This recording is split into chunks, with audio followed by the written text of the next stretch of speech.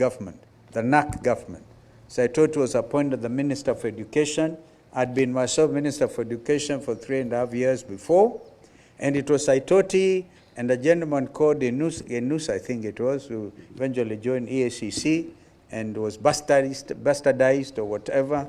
And Price Waterhouse worked out this issue of capitation, even as we introduced free primary education under Kibaki administration. This is what is now under threat, the whole lot of it. Our education is in shambles. Our university lecturers resume, if they are not paid as in agreement with whatever was recently agreed, they are ready to go back to the streets. Imagine our education sector is a mess. Our health sector is equally a mess. So we don't want to spend time talking about all those things. We know SHA has not been working. Nothing seems to be working under Ruto. Rutoism is not working at all.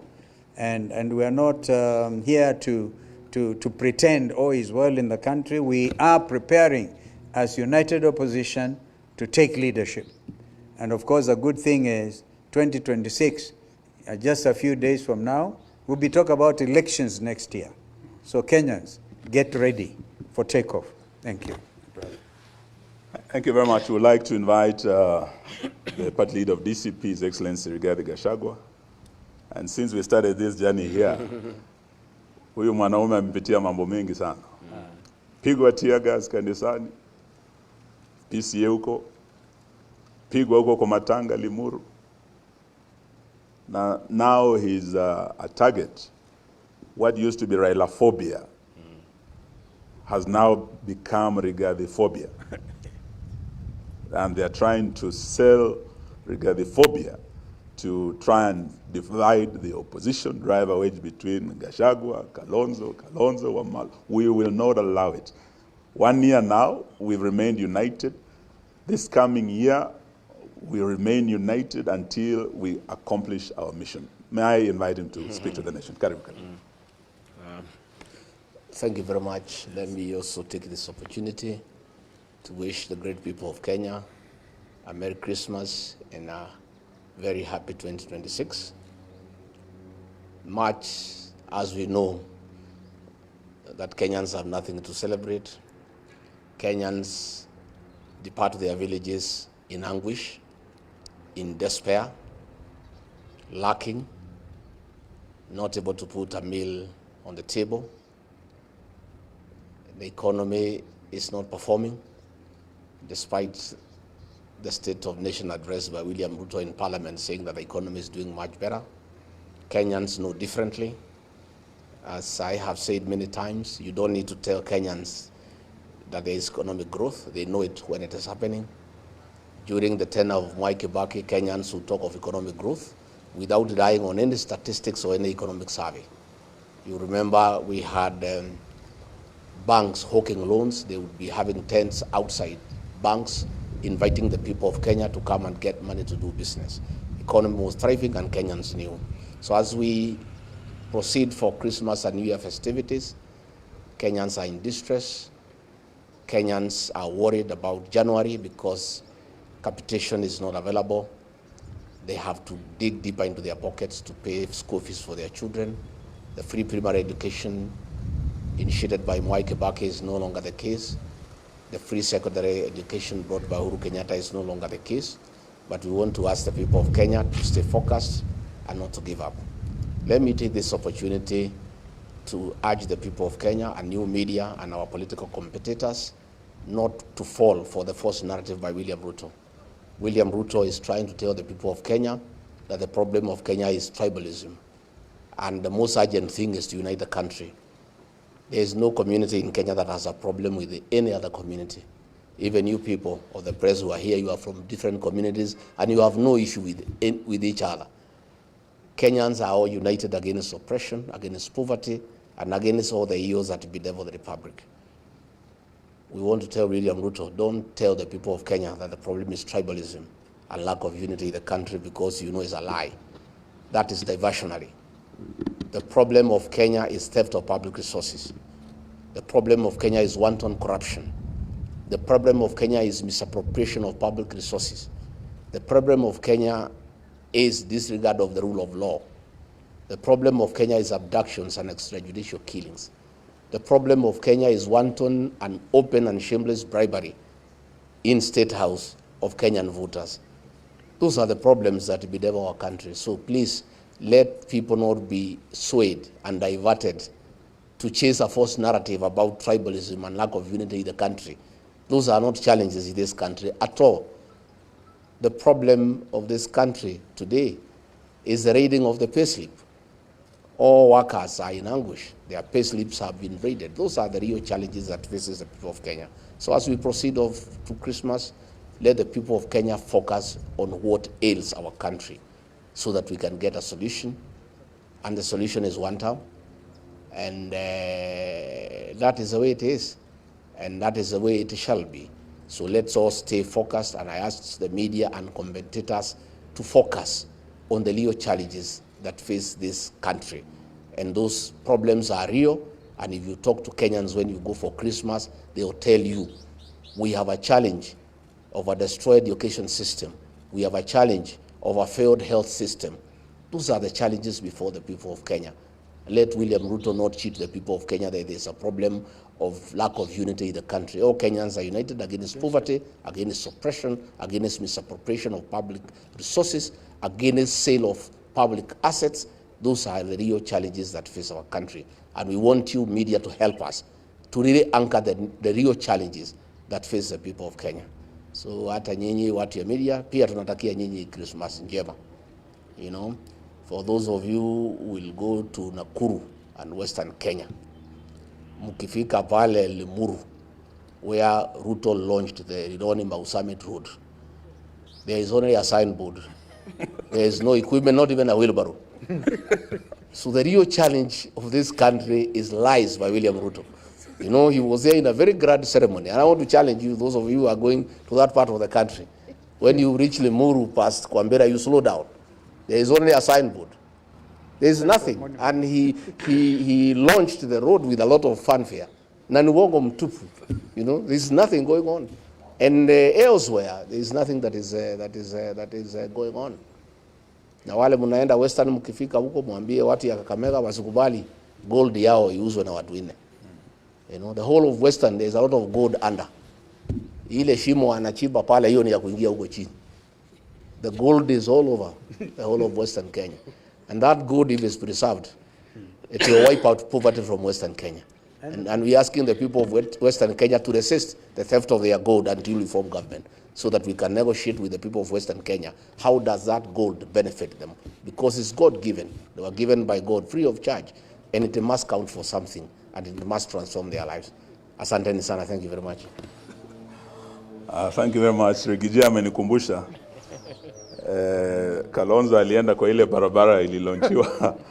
Akapata hakuna kitu. Rironi vile vile. Na tukaambiwa kuna watu walikuja wakibeba vidole viwili. Wakafikiria ni 2 term.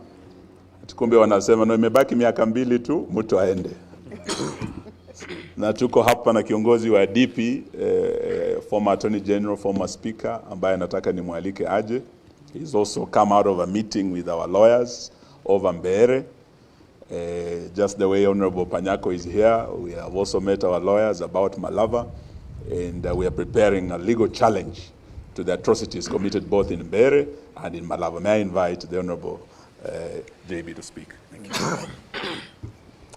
Thank you. Thank you very much. First, I also wish to confirm that I fully associate with the statement that has been read out. And just to confirm to Kenyans that, yes, indeed, we are historically supposed to enjoy and celebrate Jamhuri Day. The unfortunate bit this year is that there's really nothing much to celebrate other than to remember the heroism of those that fought for independence. Because as has been confirmed both in our statement and from my colleagues who have spoken before me, there's really nothing to celebrate. Honesty, truth have been criminalized. I hope Kenyans don't clap or won't clap for William Ruto if he says again, if he repeats tomorrow that since he took office, he has never taken a shilling that belongs to the public. Because I'm sure even you colleagues from the media, you actually can tell. Somebody who has never taken a shilling out of public coffers is able to invite 10,000 teachers and give them 10,000 shillings each. Where will he say that came from? Parliament has not passed any budget authorizing him to spend that kind of money. Where will he say he gets the money to call 10,000 chiefs and assistant chiefs and bribe them with 10,000 shillings each? Yet he has not taken a shilling from the public coffers other than his salary, which we all know how much it is. So I'm just cautioning Kenyans, please don't celebrate that because he is likely to repeat that lie because William Ruto is a guy of theater. He likes theatrics. High-sounding phrases, making Kenya Singapore. Yeah? How do you make Kenya Singapore when corruption is the order of the day? I hope he has read actually a Lee News book properly so that he is not hallucinating about making Kenya Singapore in the next few months that are remaining in his presidency. Because for sure, we in the United Opposition are determined to rescue this country. Lazima tukomboe nchi kutoka kwa utawala mbaya, utawala ambao kile kimekita mizizi zaidi ni ufisadi. And we must celebrate some of our institutions that are still remaining faithful to the country, faithful to the provision, the requirements of the leadership and integrity provisions in our Constitution, principles and values of governance as enshrined in Article 10 of our Constitution, which William Ruto has completely ignored because William Ruto considers the current 2010 Constitution an inconvenience. And as you can see, by what we hear from the people that always visit State House, Mheshimiwa Rais tunakuomba hii, Mheshimiwa Rais nakuomba barabara, Mheshimiwa Rais, and Mheshimiwa Rais has completely mistaken that to mean that the country is a private business. And it's no wonder that shamelessly he will assemble high-end crowds to go and purport to be launching the Riloni-Mau Summit Road, which I advised against cancelling the original contract with the French, and which cancellation has come at the cost of over 6.5 billion Kenya shillings to the taxpayer.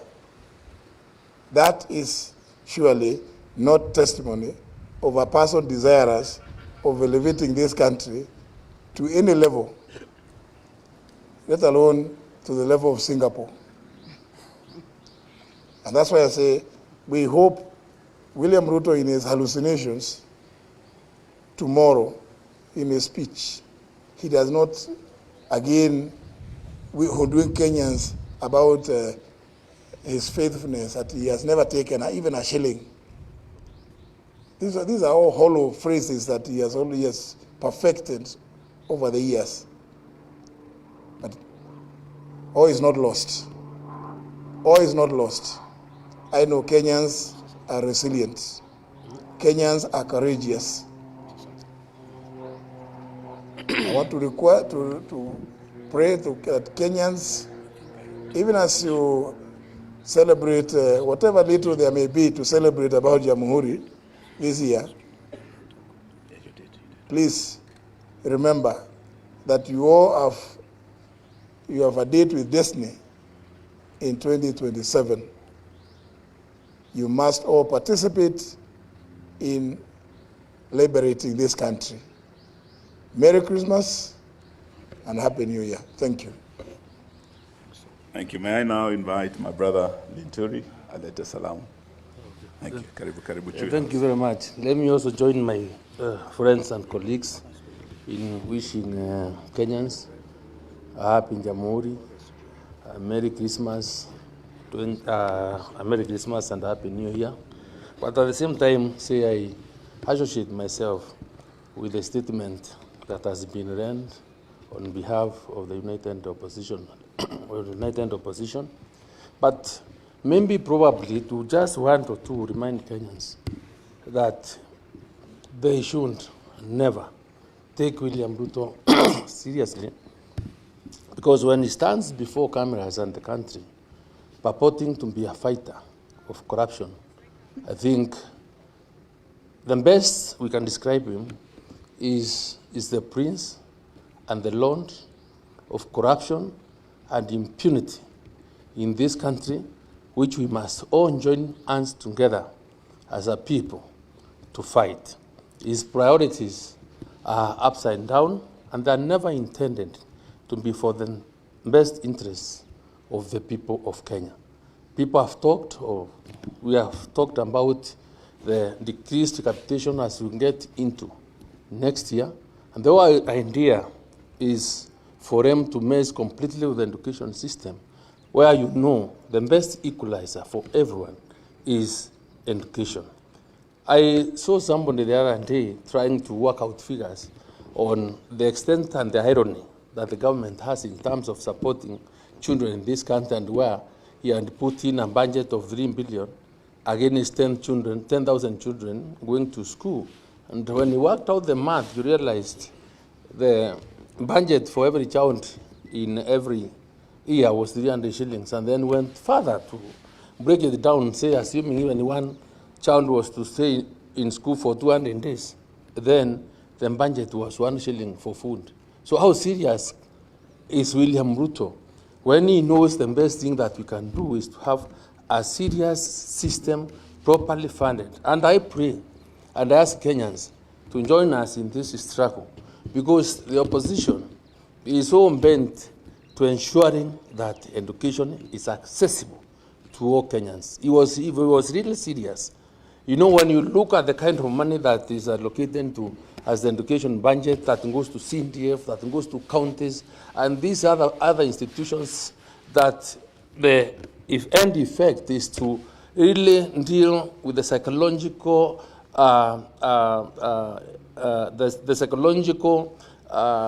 independence, or the psychological feeling of a parent that is in need, in terms of making him a beggar to go and ask for money to pay children. The effect on the child and the parents is so huge. So we would want a system whereby education can be fully funded, so that you don't have, as a parent, to be queuing before or lining up in the offices of members of parliament or the governors or everybody else to ask you for money. You know, begging is the worst form of a thing that we really want to see himself in, because it's not the best state. So people make in decisions that are based on problems is not the best. So I want to tell the country that we are committed. I want to invite all those Kenyans that are out there to know that these leaders are only there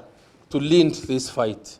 And we want, and because at the end, tumeshika kichwa pale na masikio ya simba, nyinyi mundiro na mateke, but will not be cowed, but will move forward to ensuring that we have a country that is good, a country that has equal opportunity for everyone. Thank you, and thank you. I think we can take a few questions. We had other functions from here. We have other leaders who are with us, but they may not have a chance because of time. We have Senator Orioba with us here, representing our brother Fred Matiang'i. We have our chair, PWD, here. We have the youth leader, Wiper. I think he was here with us. So tuko na majenzi pia. We'll take a few questions, please. Yes, Emmanuel To.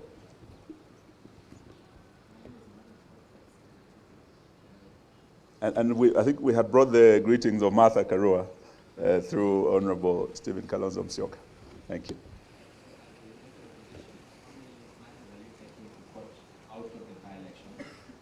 Just one question. And number two, just to inform the former Deputy President, I'm one of those people who be using the Geronimo Summit Road, so I'll check when Thank you, Emmanuel. I think just to tell you, the battlegrounds were Malava and Bere. And we believe as a united opposition, we won both seats, but we were denied victory. And both are subject to serious legal challenges. We've taken almost 2 weeks. You remember it was this Thursday, 2 weeks ago, that the by-elections were held.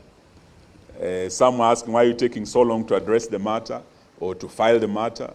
But Abraham Lincoln once said that when you are given an axe to cut a tree in a day, take 18 hours to sharpen the axe and 6 to cut it down. So we are ready to cut it down, and Kenyans will get to know the truth in court, how the Mbere by-election was stolen, and Malava. Thank you. Yes. My name is Sidney Chazima. I'm from TV47. Yes. One question for the former AG. Yesterday, the President was speaking about the Kenya-US health framework deal, and he said that the current AG ratified the deal and it's airtight. As a person who held that office, do you believe that the current constitution of that office has the metal to tell the President that this is not right and this is right and wrong? And secondly, I think that's a very good question. I think the question will go to either,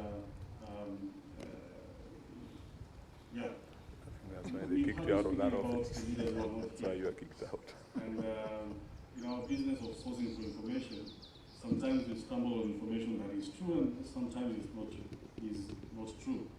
So this is the information that I have stumbled upon because you guys look live today. There is no Machani, there is no Martha. Your campaign, the head of campaign secretariat is not here. There is talk that they've gone out there to form another coalition. Is that true? Well, the question relating to what may have been cleared from the state law office